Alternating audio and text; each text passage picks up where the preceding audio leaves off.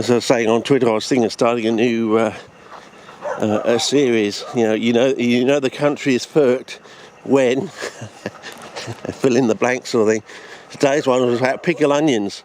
I mean, I used to like this brand called Paul's pickle onions, and then of course you can't find it now. They seem like taking it off the shelf sort of thing. Oh, look at that mottling on that, and the lichen there and everything. Bit of old bracken leaf there, and it's going to be very slippery, so I better be very careful. Take it rather gingerly.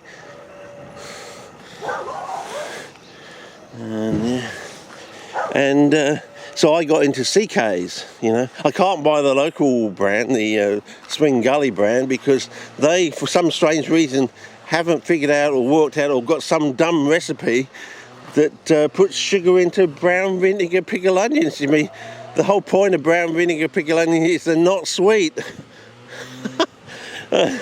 Someone didn't get the memo, apparently, that brown vinegar pickle onions aren't meant to be sweet. They're supposed to be sharp and crisp and lovely. And of course, if you're a pickle onion devotee, you've always got to crack the jar. As soon as you come home, you crack the jar and put it in the fridge so that the bugs go to work, you see, so you get the appropriate flavour.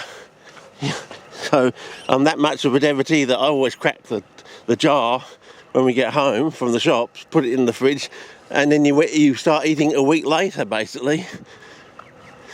Yeah, and that's when you start getting the taste, the appropriate pickle onion taste. But as I said, I had to switch from Paul's, which was fantastic, to CK's, which are okay.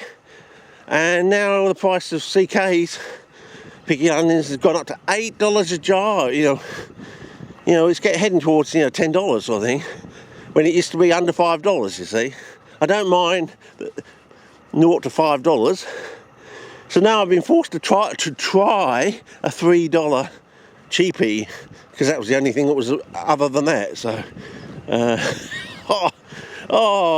yeah, it's bearable, but people just don't know how to make pickle onions, I think. How hard is that? You had one job and you can't even do that.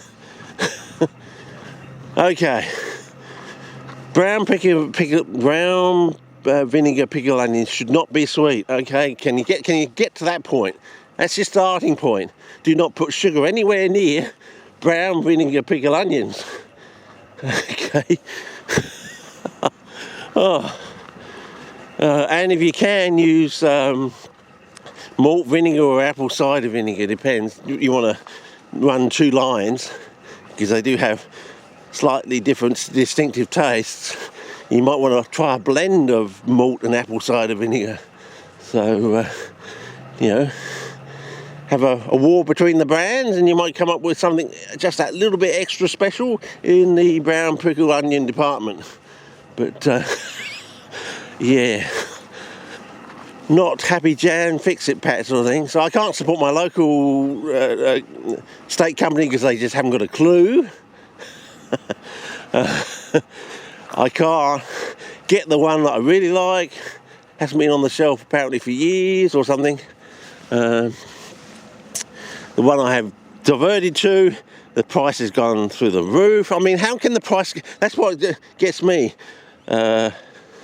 Wages are flat, the penalty rates are off, and so no one's got any money. So how come the price goes up if no one's got any money? No one buys anything, you go out of business, don't you? If you've got a company and you've got things that got a certain shelf life, I mean, shelf life is good. They can sit around for quite a while, but eventually if no one buys them, they go off the shelf and you've got no money coming back, surely. Or do you get money once they're on the shelves? So it's just they won't buy your stuff next year. They say, well, nothing sold last year, so we're not going to buy anything from you, and bang, you're out of business. I don't know. But as I said, you could gauge the economy by things like violet crumble. Every decade, the price on an item, you learn this from studying violet crumbles. It used to be 5 cents in the early 70s, then it goes to like 10 cents, 20 cents. Every decade it doubles the price, basically. That's your standard inflation price for a product. It's doubling every decade. It even works for house prices. Look at house prices. Every 10 years, the house price should double, sort of thing. So it happened with my parents in WA, it's happened here, blah, blah, blah.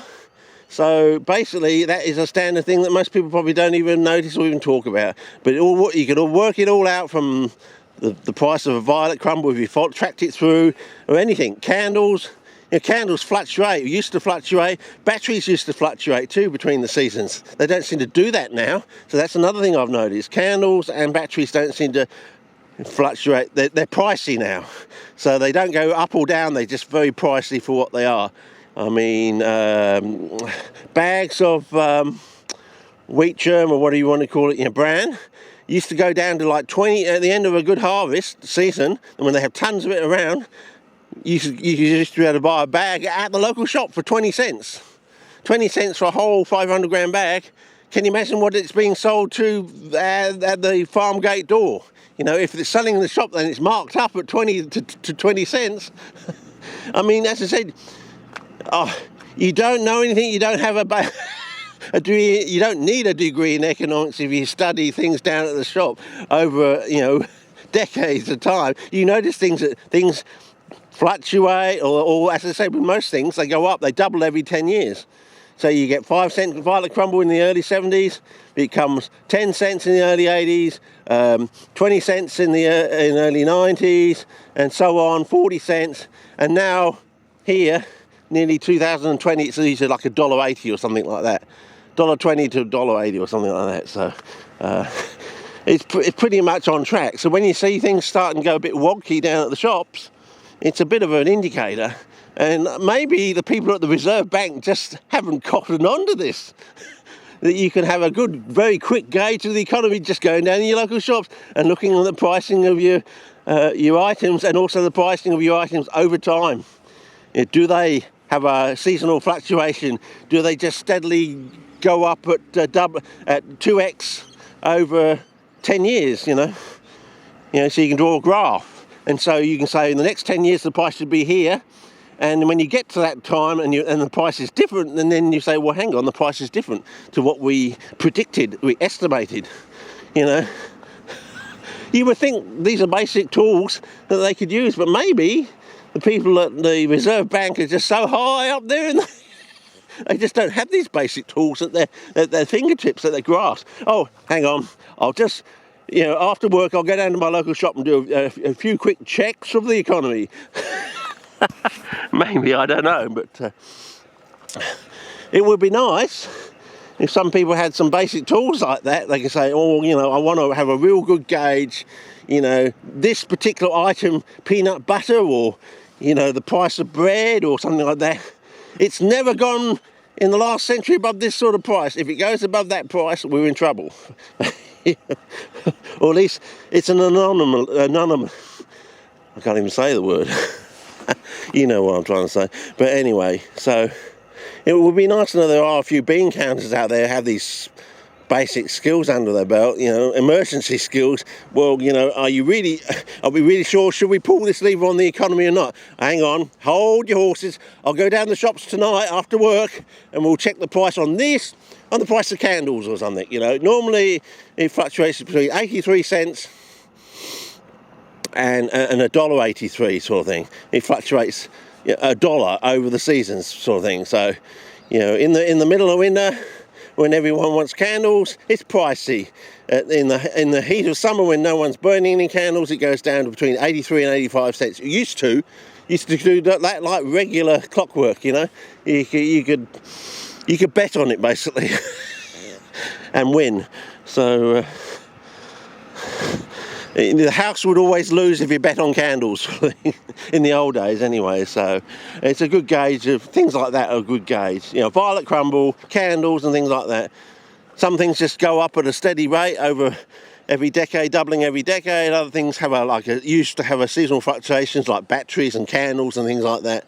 And of course now I'm seeing signs of trouble in the economy because batteries are just pricey. And then, of course, on top of that, you have the situation of petrol prices. My son pulls out his iPhone or whatever it is, and he has this graph of the petrol prices, and it's so bloody symmetrical. it's so bloody symmetrical. You could have an equation for the curve, and there probably is one, and they're probably actually using that equation to actually do the cycle. I put it to you anyway. So yeah, not good. So that basically they're having a lend of us, fellas, and you've got to ask yourself why.